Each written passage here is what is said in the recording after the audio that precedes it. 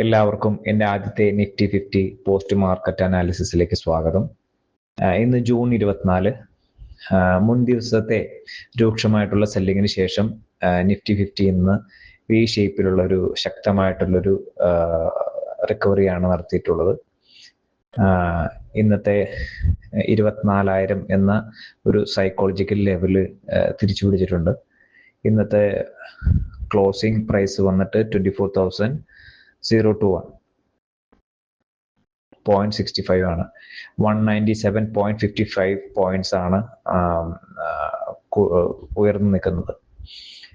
Sensex 790.54 പോയിന്റ്സും ഉയർന്ന് ഒരു 76,991.22 അവസാനിച്ചു.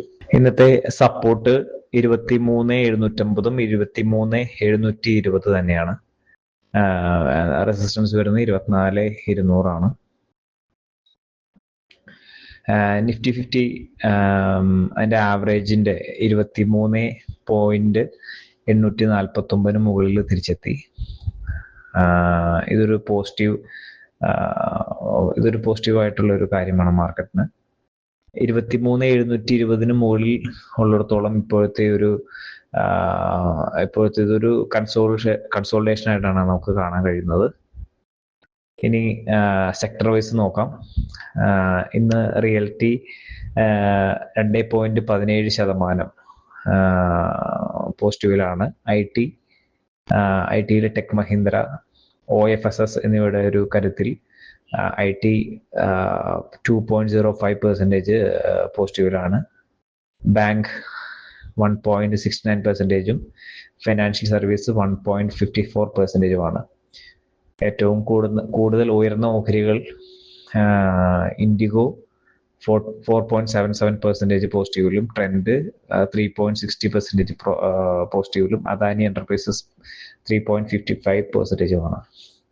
ഇനി ഏതൊക്കെ സ്റ്റോക്കുകളാണ് ലോസസ് നോക്കാം. എനർജി 0.89% തുടർച്ചയായിട്ടുള്ള 2 ദിവസം ഇടിവിലാണ്.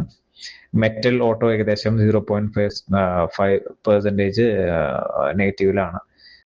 ഇന്ന് ഏറ്റവും കൂടുതൽ താഴോട്ട് പോയ ഓഹരികൾ ഏതാണെന്ന് നോക്കാം. ബജാജ് ഓട്ടോ -2.69%,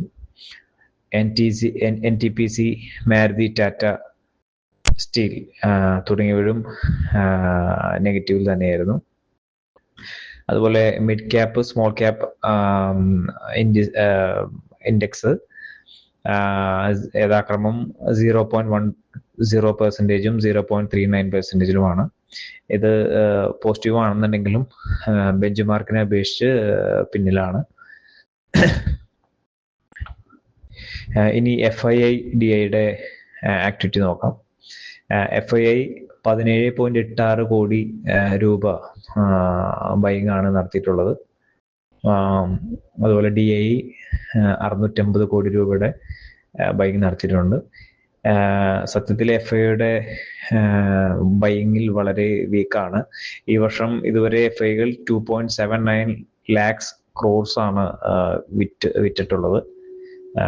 DIസിന്റെ ഒരു സപ്പോർട്ടിലാണ് മാർക്കറ്റ് ഇപ്പോൾ നിൽക്കുന്നത്. അതുപോലെ വിക്സ് 4.4% ആണ് ഇപ്പോൾ കുറഞ്ഞിട്ടുണ്ട്.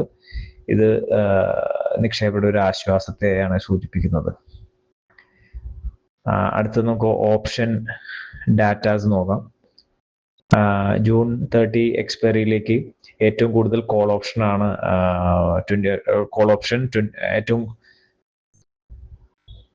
ഇനി നമുക്ക് ഓപ്ഷൻസ് ഡാറ്റ നോക്കാം. ഏറ്റവും കൂടുതൽ കോൾ ഓപ്ഷൻ 24,000 സ്ട്രൈക്കിലാണ്. 143.2 ലക്ഷം കോൺട്രാക്ട്സ് ആണ് ഇവിടെ. അതൊരു നല്ലൊരു റെസിസ്റ്റൻസ് ആയിട്ട് നിൽക്കുന്നു. ഇനി പുട്ട് ഓപ്ഷനിൽ ഏറ്റവും കൂടുതൽ ഇൻട്രസ്റ്റ് വരുന്നത് 24,000 സ്ട്രൈക്കിലാണ്.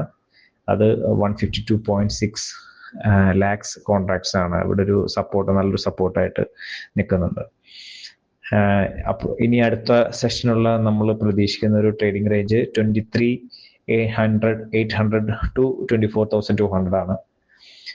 24,000 ആണ് ഇപ്പോഴത്തെ ഒരു പിവറ്റ് പോയിന്റ്. 24,200 കൂടുതൽ കോൾ ഓപ്ഷൻ കോൺട്രാക്ട്സ് ഉണ്ട്. അതുകൊണ്ട് അതൊരു ഒരു സെല്ലിംഗ് പ്രഷർ അവിടെ ഉണ്ടാവാനുള്ള സാധ്യതയുണ്ട്. ഇനി ഇന്നത്തെ പ്രധാന കാര്യങ്ങൾ നമുക്കൊന്ന് കൺക്ലൂഡ് ചെയ്യാം. നിഫ്റ്റി 24,000 തിരിച്ചു പിടിച്ചിട്ടുണ്ട്. എന്നാൽ ഇതൊരു വളരെ കുറച്ച് സ്റ്റോക്കിനെ സപ്പോർട്ട് കൊണ്ട് മാത്രമാണ് ഈ തിരിച്ചു പിടിച്ചത്.